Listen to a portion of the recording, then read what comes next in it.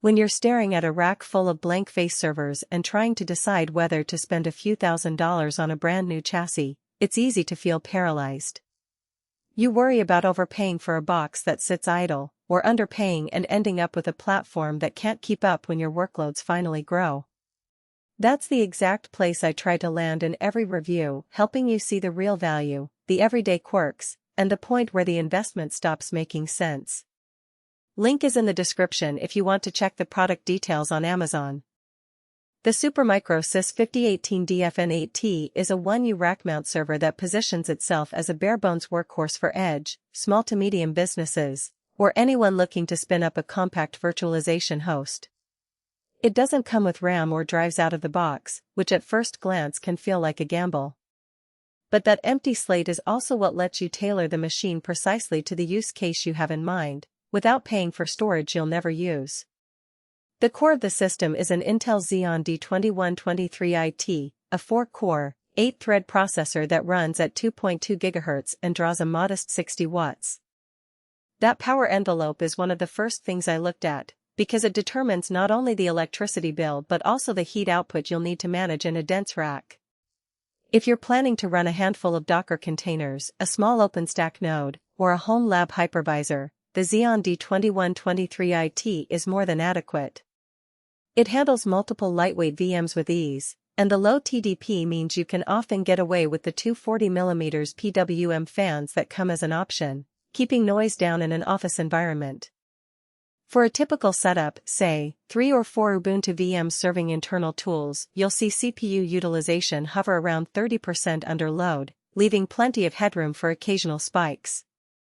That translates directly into lower power costs and fewer thermal surprises when you finally populate the machine.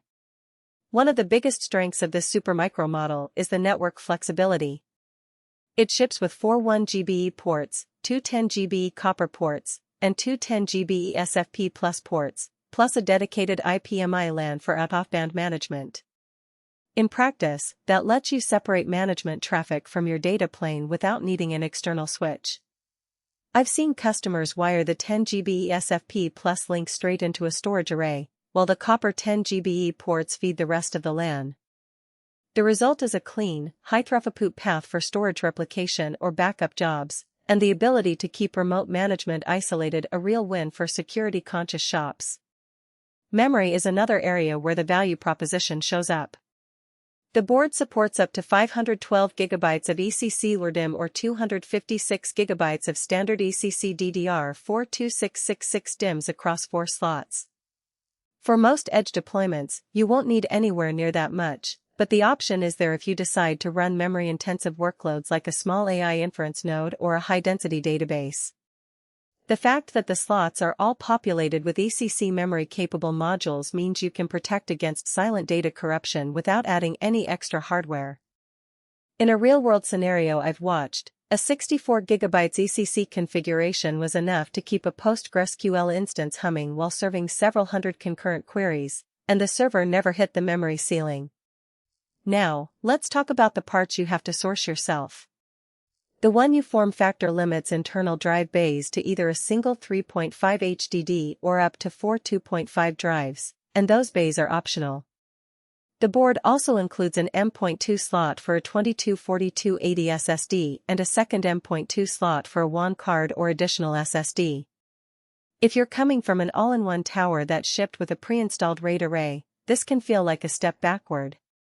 You'll need to budget for the SSDs or HDDs you want, and you'll have to decide whether you need a separate RAID controller or are happy with software RAID.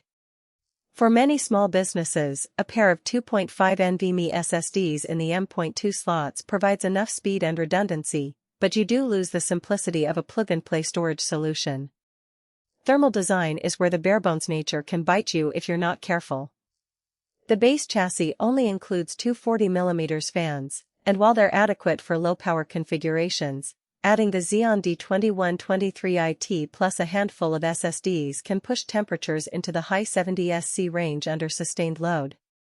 Supermicro offers an optional extra fan, and I'd recommend installing it if you plan to run the server 24/7 at full capacity.